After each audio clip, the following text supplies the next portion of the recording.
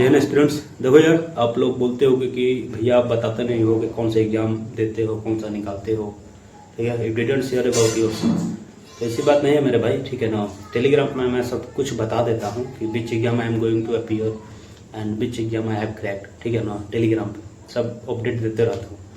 तो जो नहीं ज्वाइन किए हो, डिस्क्रिप्शन में लिंक है, जाकर ज्वाइन कर लेना टेलीग्राम, ठीक है। आप ही लोग का है, उसमें सब डाउट्स भी पूछते हैं, अपने में डाउट्स भी क्लियर होता है। जिनका क्वेश्चन फंसता है इंडिया का, उसमें पूछते भी, ठीक है ना। तो आप ही लोग के लिए बनाया गया है ताकि आपकी मदद हो पाए। अब बात करते हैं मेरे बारे में कि कौन सा एग्जाम इस साल मैंने निकाला है और अभी क्या कर रहा हूँ, ठीक है ना। तो देखो मेरे भाई, अभी कितना एग्जाम दिया। पहले सबसे पहले दिया था एयरफोर्स, नहीं सबसे पहले दिया था मैं एयरफोर्स का एग्जाम। हाँ, एयरफोर्स का एग्जाम दिया था और इसमें मेरे 52 नंबर्स हैं, ठीक है। 52 नंबर है, मैथमेटिक्स में 20 नंबर है, फिजिक्स में 18 नंबर है और 14 नंबर है इंग्लिश में, ठीक है ना। तो फेज 1 क्लियर हो चुका है और फेज 2 की बारी। पिछली बार नहीं गया था, बट इस टाइम अगर एसएसबी से पहले फेज 2 होगा तो नहीं जाऊँगा, एसएसबी के बाद अगर फेज 2 होगा तो जाऊँगा देने, ठीक है ना। मैं सी हूँ। अब दूसरा बात करते हैं तो दूसरा एनडीए का एग्जाम, ठीक है, नेशनल डिफेंस एकेडमी। इस बार कितना तारीख हुआ था, 16 अप्रैल को हुआ, 13 अप्रैल को हुआ था, ठीक है ना। 13 अप्रैल को एग्जाम हुआ था, तो ये भी निकल चुका है। मार्क्स बात करें तो मार्क्स काउंट नहीं किया हूँ, जब मेरिट आएगा तो उस पर मार्क्स बता दूंगा, ठीक है ना। और तीसरा एग्जाम है जेई मेंस। जेई मेंस में 90.512 परसेंटाइल आया है। सीआरएल रैंक की बात कर ले, ऑल ओवर सीआरएल रैंक, तो मेरा सीआरएल रैंक है 1,39,531, ठीक है ना। 1,39,531 ये सीआरएल रैंक है जेई मेंस।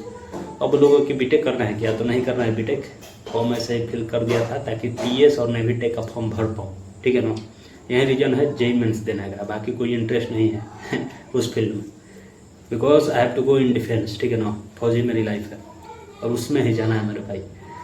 तो ये हो गई जेई मेंस की बात। तो अब बात करते हैं, और कोस्ट गार्ड का 2-3 दिन पहले रिजल्ट आया, ठीक है ना। ये भी मैं एग्जाम दिया था, क्रैक हो चुका है। अब बात करोगे इसमें नंबर कितना है, तो नंबर नहीं बता रहा है, सिर्फ शॉर्ट लिस्टेड लिख रहा है, ठीक है ना। टेलीग्राम में मैं सब भेज दिया हूँ, जो जो एग्जाम निकला है जाकर देख लेना। शॉर्ट लिस्टेड से लिख रहा है, कितना मार्क्स आया है दिखा नहीं रहा है, ठीक है। पता हम किए तो पता चला जो बच्चे फेल हो गए ना, सिर्फ उन्हीं का मार्क्स दिखा रहा है। जो मतलब पास हो गए हैं, जिनका रिटर्न निकल गया है, उनका मार्क्स नहीं शो कर रहा है, ठीक है।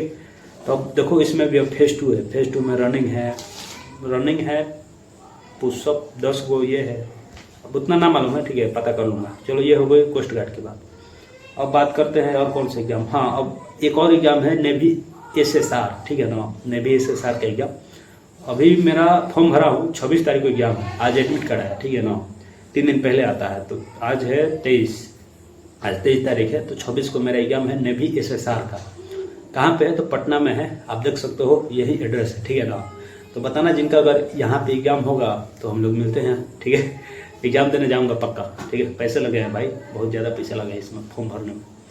तो ये हो गया। अब बात आप करोगे कि भाई आप तो सब एग्जाम देते हो, निकालते भी हो, तो देखो आप लोगों को मैं सूचित करूँगा, जो एनडीए का सीरियस एस्पिरेंट है ना, वो सब फॉर्म मत भरना मेरे जैसा, ठीक है ना। मेरे जैसा काम मत करना मेरे भाई, एक ही एग्जाम का तैयारी करो तभी हो पाएगा, ठीक है। अगर एनडीए करना है तो सिर्फ एनडीए का ही फॉर्म भरो और उसी का प्रिपरेशन अच्छे से करो। 3-4 जगह फॉर्म भरोगे तो एक भी नहीं निकलेगा। अब मेरी बात हुई तो देखो यार, मेरा सटीक एक ही है, ठीक है ना, जाना मुझे एनडीए में ही है। बाकी ये सब ऐसे फॉर्म भरता हूँ, प्रिपरेशन कुछ करना नहीं होता। ये बातें हो गई, ठीक है। अब देखो, अब बात आप बोलोगे कि चलो तुम्हारा तो हो गया यार, क्या आप जाओगे फेज 2 देने, जैसे कोस्ट गार्ड का है, एयरफोर्स का है, नेवी का तो निकाल ही लेंगे, फेज 2 देने जाओगे। तो देखो एसएसबी, ये डिपेंड करता है एसएसबी पे, ठीक है ना। जून जुलाई से एसएसबी हम लोग का होगा, तो जब एसएसबी का डेट सिलेक्शन लिंक आएगा ना मेरा, तो पहला मैं डेट सेलेक्ट करूंगा, अभी बता देना, ठीक है। एयरफोर्स मेरा फर्स्ट प्रेफरेंस है, तो एयरफोर्स वालों को 4 लगभग मिलता है ऑप्शन, 4 को ऑप्शन मिलता है। उसी 4 को मैं डेट सेलेक्ट करना होता है कि एक डेट सेलेक्ट करो, तो मैं पहला डेट सेलेक्ट करूंगा, भले ना कुछ भी हो, ठीक है ना। तो पहला डेट सेलेक्ट करूंगा। अगर उस दिन से पहले मेरा किसी का भी, एयरफोर्स का, कोस्ट गार्ड का या नेवी का, किसका भी अगर फेज 2 होगा तो नहीं जाऊंगा देने, ठीक है। बट ये मेरा एसएसबी हो जाएगा, उसके बाद अगर फेज 2 का डेट आएगा तो मैं 100% श्योर होकर इस पर जाऊंगा, ठीक है ना। अब बात करें रनिंग होने की, तो रनिंग होने की प्रैक्टिस अभी कर नहीं रहा हूँ। 26 तारीख को मेरा नेवी एसएसआर का एग्जाम है, 26 के बाद मैं रनिंग की प्रैक्टिस करूँगा, ठीक है। क्योंकि देखो यार, सुबह में उठने की आदत ना है। सुबह में 10:30 बजे उठता हूँ, 9-10 बज जाता है, ठीक है ना। रात में मजा आता है पढ़ने में, तो सुबह में बहुत कम ही चांसेस है कि मैं उठ पाता हूँ, ठीक है ना। मजबूरी होती है तब उठता हूँ, ऐसा नहीं उठता हूँ। काफ़ी महीने हो गए सूर्य को देखा हुआ, सनराइजिंग होता है ना, लाल देखते हैं, तो काफ़ी महीने हो गए देखे हुए उनको, ठीक है ना, राइजिंग सन। अब देखो आप लोग सोच रहे कि भैया स्ट्रेटेजी बता दोगे ताकि हमारा भी एग्जाम क्रैक होने लगे। तो देखो मेरे भाई, मैं ना ही ब्रिलियंट हूँ ना ही कुछ है, ठीक है ना, मैं सिर्फ एवरेज बंदा हूँ और आप लोग भी एवरेज हो, मेरे जैसा सब लोग, ठीक है। बस आपको पहचानने का ये पता होना चाहिए कि आप कौन हो, ठीक है ना।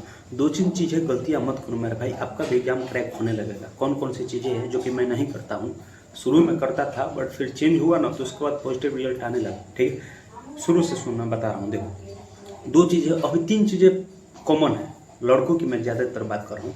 लड़कों में तीन चीज़ें बहुत ज़्यादा कॉमन है। देखो अभी जितना ये बोर्ड का रिजल्ट आ रहा है ना, 12th वालों का, 10th वालों का, CBSE हो गया, राजस्थान बोर्ड हो गया, बिहार बोर्ड हो गया, देखो अब लड़कियाँ टॉप कर रही है, ठीक है ना, लड़कियाँ टॉप कर रही है, क्योंकि भाई वो मतलब ये तीन चीज़ें फॉलो करती हैं। कौन कौन सी चीज़ें हैं जो कि मैं भी करता हूँ। पहला है, देखो वो प्रोक्रास्टिनेशन नहीं करते हैं, ठीक है ना। जो भी बंदे सिंसियर स्टूडेंट है वो प्रोक्रास्टिनेशन नहीं करेंगे। अभी देखो एनडीए का 28 मई को फॉर्म आने वाला है। अब काफ़ी बंदे नहीं पढ़ रहे होंगे, सोच रहे होंगे कि चलो यार मैं फॉर्म भर दूंगा ना, उसके बाद पगला के पढ़ूंगा। अरे भाई बताओ यार, मतलब आज क्या दिन है, उस दिन कोई नया दिन आने वाला है क्या? उस दिन कोई शक्ति आ जाएगा क्या कि आप अच्छे से पढ़ोगे? भाई एक दिन भी बर्बाद मत करो, ठीक है ना। दिन प्रतिदिन कंपटीशन बहुत बढ़ रहा है, बेरोजगारी दर बहुत मतलब ऊपर जा चुका है मेरे भाई।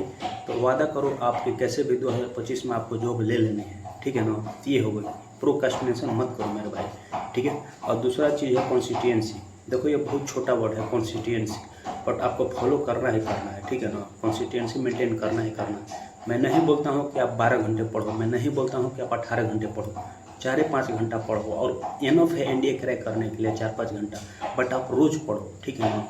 पड़ोसियों का शादी है, बर्थडे है, धरती है, भूकंप आ गया, बाढ़ आ गया, कुछ भी हो जाए, बट आपको रोज़ पढ़ना है, ठीक है ना। ये कॉन्स्टिट्यूएंसी कहा जाता है, जो कि मैं रोज़ फॉलो करता हूँ, ठीक है। ये हो गई चीज़ें। और तीसरा है, देखो लड़कों को मैं बता रहा हूँ, तीसरा है काफ़ी भटक चुके हैं मेरे भाई, डिस्ट्रैक्शन जिसे बोला जाता है, ठीक है ना।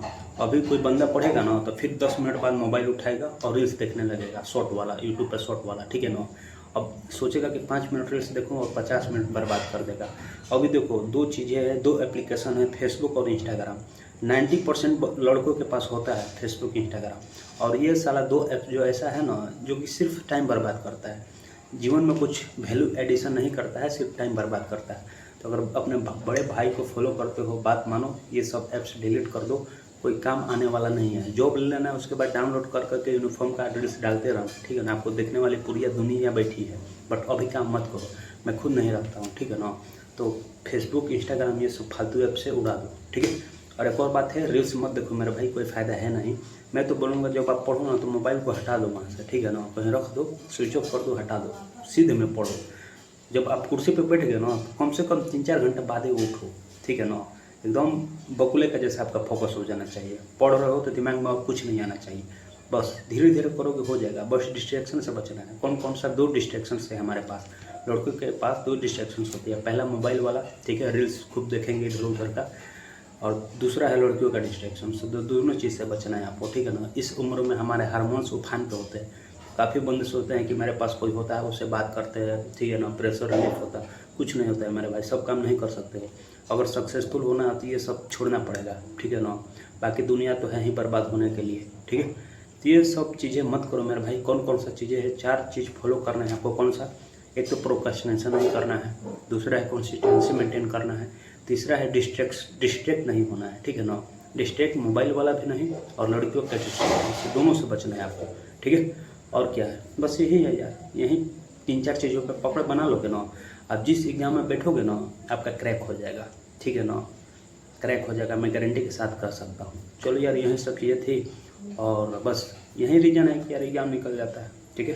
कोई ब्रिलियंट नहीं है, सब एवरेज बंदे हैं, बट वो अलग तरीके से काम करते हैं। यही उनको डिफरेंस बना देता है अलग बाकी लड़कों से, ठीक है ना। तो यही बात है मेरे भाई, ठीक है। तो अब सब कुछ बता ही दिया अपने बारे में। बाकी आप लोग बताना है SSR का किनका एग्जाम है पटना में, ठीक है, इस एड्रेस पर, ठीक है ना। हम लोग मिलते हैं वहाँ पे। चलो यार, यही सब चीज़ें थी। और एनडीए एस्पिरेंट मात्र आपका 28 मई को आ जाएगा, एप्लीकेशन फॉर्म भर देना और अच्छे से प्रिपरेशन करो मेरे भाई, ठीक है ना। 4 महीना बचा है, 4 महीना बहुत कम टाइम है। आप सोच रहे हो बहुत ज़्यादा टाइम है, बहुत कम टाइम है, ठीक है ना। तो ये सब चीज़ें थी। और देखो काफ़ी एग्जाम्स होते रहते हैं, परमानेंट जॉब, छोटा मोटा बहुत एग्जाम्स होते रहते हैं। होता ये है कि काफ़ी बच्चों को मालूम नहीं होता है कि यार इसका भी फॉर्म भरना था, ये एग्जाम छूट गया। तो मैं टेलीग्राम पे अपडेट देते रहता हूँ, ठीक है ना। जिसका भी फॉर्म आता है ना टेलीग्राम पे मैं बता देता हूँ, ठीक है। अपने बारे में मैं बताता हूँ कि कहाँ पे एग्जाम मेरा है, क्या हुआ क्या नहीं। अगर आप लोगों को भी जानना है तो टेलीग्राम ज्वाइन कर लेना, डिस्क्रिप्शन में लिंक है, ठीक है ना। और एक और बात है, जिनका रिटर्न निकल चुका है, हर संडे को हम लोग SSB क्लासेस करेंगे, ठीक है। तो अगर SSB की क्लास करना होगा, एनडीए एस्पिरेंट, खासकर एनडीए एस्पिरेंट, तो ज्वाइन कर लेना टेलीग्राम। उसमें मैं गूगल मीट का लिंक भेजूंगा, ठीक है ना, गूगल मीट। उसी पर हम लोग SSB का क्लासेस करेंगे, पूरा फ्री ऑफ कॉस्ट, ठीक है। चलिए यार, यही सब चीज़ें थी। और बताना कि इनका एयरफोर्स का, ये कोस्ट गार्ड का और एनडीए का अगर जो भी एग्जाम निकला होगा तो बता देना, ठीक है ना। और बस यही है, ठीक है। अच्छे से प्रिपरेशन करो, माँ बाप का रिस्पेक्ट करो और खुद पे विश्वास रखो कि मैं भी कर सकता हूँ, ठीक है। चलिए यही सब चीज़ें थी मेरे भाई, और बस अच्छे से रहना, स्वस्थ रहना। फिर आगे मिलते हैं, तब तक के लिए जय हिंद।